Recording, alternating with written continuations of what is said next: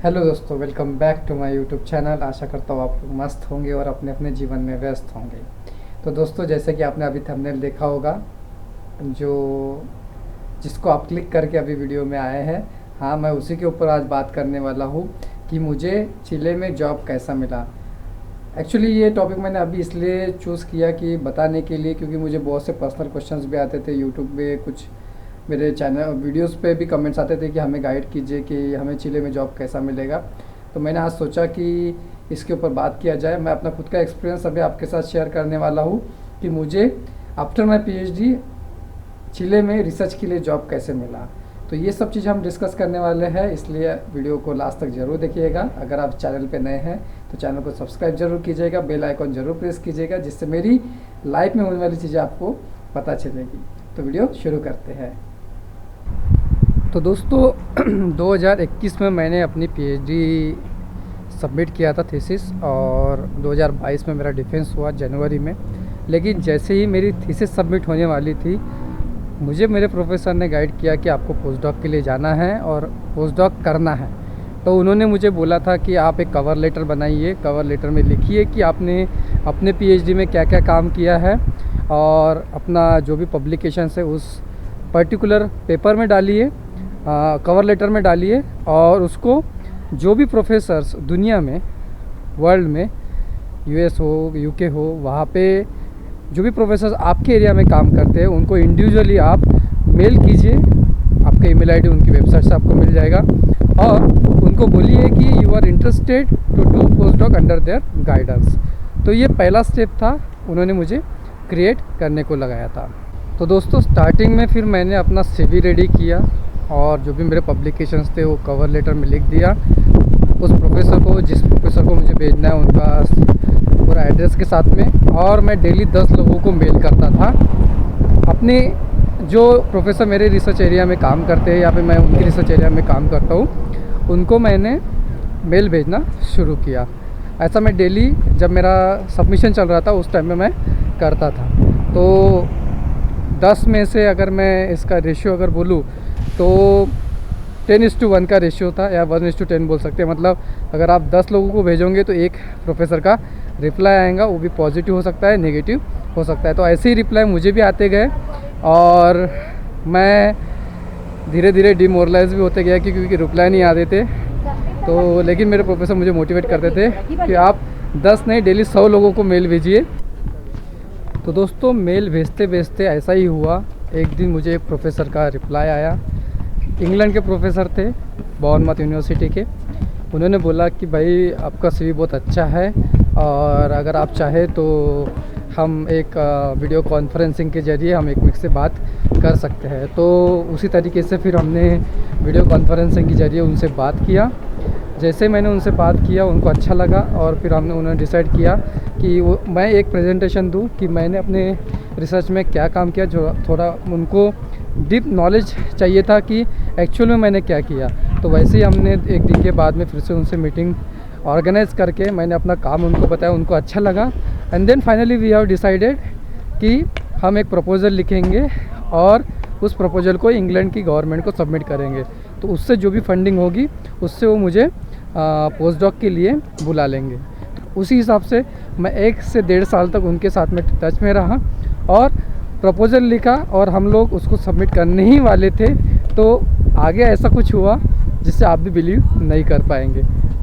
तो मैं उन प्रोफेसर के कांटेक्ट में था 1.5 साल तक। हम प्रपोज़ल को लिख रहे थे, सबमिट कर रहे थे, और ऐसा हुआ, मुझे नहीं पता, मैं इतने लोगों को मेल भेजा था। अचानक से शाम को इंडियन टाइम के हिसाब से 10:30 बजे मेरे को लिंक्डइन पे एक मैसेज आया मेरे पर्सनल मैसेजिंग में कि भाई मैंने आपका प्रोफाइल देख लिया है, और मुझे आपका प्रोफाइल अच्छा लगा। अगर आप बात करने के लिए इंटरेस्टेड है तो आप अपना सीवी मुझे भेजिए, तो हम कुछ आगे के बारे में सोच सकते हैं। तो मैंने बोला कि ठीक है यार, 1-1.5 साल से अभी हम कोशिश तो कर ही रहे हैं, तो क्यों ना उनको भेज दिया जाए और देख लिया जाए कि क्या होता है। तो मैंने उनको अपना सीवी भेज दिया। सीवी देखने के बाद उनको भी सीवी बहुत अच्छा लगा। बोला हम एक वीडियो कॉन्फ्रेंसिंग करेंगे, जैसे ही वीडियो कॉन्फ्रेंसिंग करेंगे आप आगे की स्टेप डिसाइड करेंगे। तो कॉन्फ्रेंसिंग का लिंक भेजा, और मैं उस टाइम पे उस वीडियो कॉन्फ्रेंसिंग को ज्वाइन किया, और एक इंटरव्यू हुआ। इंटरव्यू ऐसा था, नॉर्मल इंटरव्यू था जिसमें मुझे पूछा गया कि आप क्या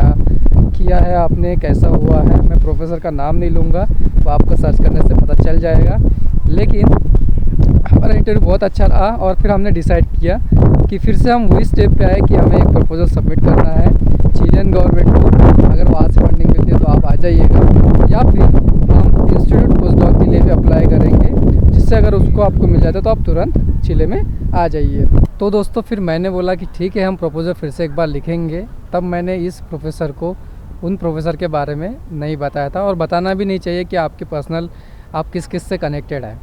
और उसकी डेडलाइन जो थी प्रपोजल लिखने की 1 महीना, तो 1 महीने में हम दोनों प्रोफेसर ने दिन रात एक करके प्रपोजल लिखा, कैसे भी करके उसको सबमिट किया चिलियन गवर्नमेंट को, जो गवर्नमेंट की फंडिंग एजेंसी होती है उनको सबमिट किया, और उसके बाद में हम रिलैक्स हो गए।